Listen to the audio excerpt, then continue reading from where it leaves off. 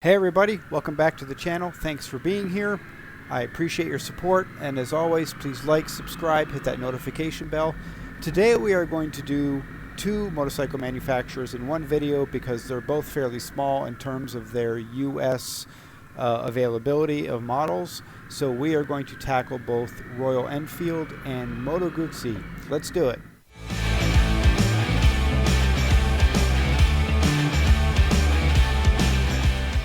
Alright, so we're going to start with Royal Enfield. Royal Enfield has just half a dozen models, but they have a lot of different color options. So we are going to start with their Scrambler. This is the Scram 411 model. It has a 411cc single cylinder 5-speed, 24.3 horsepower, 23.6 foot-pounds of torque. This has a 31.3 inch seat height. It is, I believe, 408 pounds wet, 3.9 gallon tank, and it costs $5,100 regardless of the color, all 7 colors, same price for $5,100. Not a bad deal. We move on to the Classic 350. This is a 350cc single cylinder 5-speed, 20 horsepower, 20 foot-pounds of torque, 31.7 inch seat height, 430 pounds, 3.4 gallon tank, anywhere from 4,600 to 4,800 depending on the color. There are 8 to choose from, a couple different price points on that based on which color you choose. Okay, we have the Himalayan. This is their adventure bike, so we have a 411cc single-cylinder 5-speed. Again, the same engine, 24.3 horsepower, 23.6 foot-pounds of torque.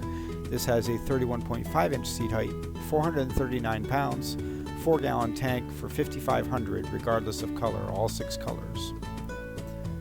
We have a Meteor 350. This goes back to the 350 engine, so 350cc. This is the 20 horsepower, again 5-speed, 20 horsepower, 20 foot-pounds of torque, 30.1 inch seat height on this one, 421 pounds, 4-gallon tank, 4,700 to 4,900 depending on your colors. There are 7 to choose from. And then we have the newest versions of the Royal Enfield. So they have introduced, I think it was for 2022, I'm not sure, but they have introduced a 650cc engine that they've put on 2 different models. They have the INT 650, which is a 650cc parallel twin now. We have the 650 has a parallel twin, 6-speed on that, 47 horsepower with 38.3 foot-pounds of torque, 31.7 inch seat height, 3.6 gallon tank, 445 pounds. And ranging from 6150 to 6850. There are 7 colors to choose from. And then the Continental GT, which is the exact same bike except for some different colors, slightly different pricing model, same engine, 650cc, same horsepower, same foot-pounds torque, same seat height, same tank, same weight. This has a little bit more expensive. This is a $6,350 to $7,150 price range with only 5 colors to choose from. So that is it actually for Royal Enfield as far as what I saw on their website, at least with US on the US website anyway. And so that's it for Royal Enfield. We are now going to move on to Moto Guzzi, and hopefully I'm saying that right. The thing that, of course, makes Moto Guzzi well known is their transversal engine. So their engine is turned 90 degrees. They're all V-twins, and you can see the V-twins in the pictures. They stick out the sides a little bit because the engines are rotated 90 degrees from your typical V-twin. I was a little confused by the website. I wasn't totally sure if all of these models are current or if some of them are 2022 only. I'm not totally sure. They didn't really specify. There were some Centennial versions that I did not include here on this list, that because their Centennials was in 2021, and it looked like there were special edition versions that were basically only available in 2021 as the Centennial. I mean, they're still available. You can buy the Centennials now, but they are a 2021 version. So anyway, we are going to start off at the low end with the V7. They have several V7 options. The V7 Stone is an 853cc, 6-speed, 65 horsepower, 53.8 foot-pounds of torque, 30.7-inch seat height, 5.5 gallon tank, 492 pounds for $9,000. The V7 Special has a couple of extra features and colors for $9,500, and then the V7 Special Edition has a slight increase in power. They did an exhaust upgrade on this one, which gives it a little bit more horsepower, a couple more HP, and a couple more foot-pounds of torque. Has bar end mirrors on it instead of regular mirrors, and this Special Edition is starting at $10,000. All right, we move on to the V9 Bobber. So the V9 Bobber is the same 853cc engine.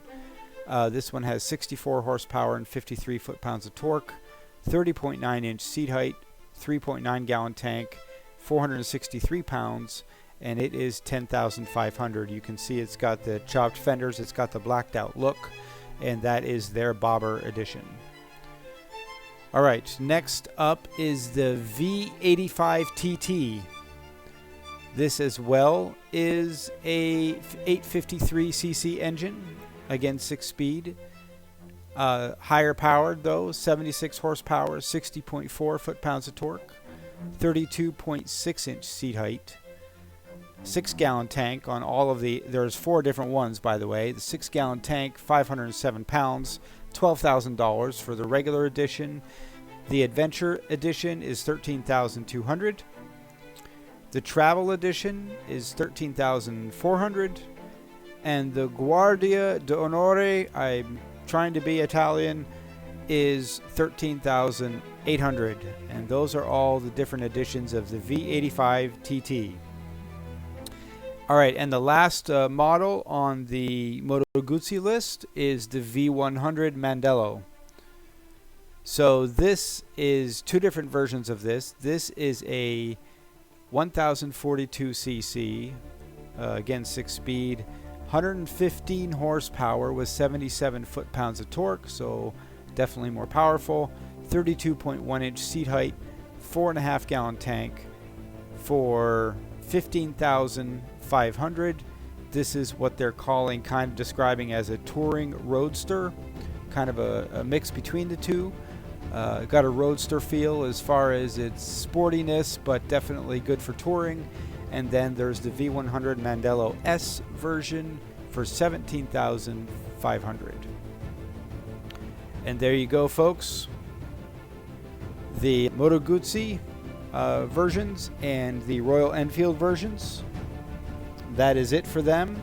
Now, as far as what I think of each of these, I think that Royal Enfield, by the way, has a huge history, decades and decades that they've been around. In the past couple years, they've really gained a lot of traction. They're very popular internationally in the global market. They're much more of almost like a minimalist type of motorbike, where small engines, they seem to be designed primarily for, city commuting or beginner bikes. They're great beginner bikes and that kind of thing. They're you've got the Himalayan adventure bike, which obviously could be used for touring, but here in the States we have a tendency to like everything big, so we like our motorbikes big and powerful, and our trucks and our stuff like that. So they don't have a whole lot of traction here, but I think as a commuter bike, as a beginner bike, these are very affordable and great bikes to have, as far as kind of in that cafe cruiser type of market. They're great bikes. As far as the Moto Guzzis go, I have a friend who has one of their bigger touring bikes. I don't see them anymore is on their website, the big tourers, but he's got one of their bigger touring bikes, and he likes it a lot.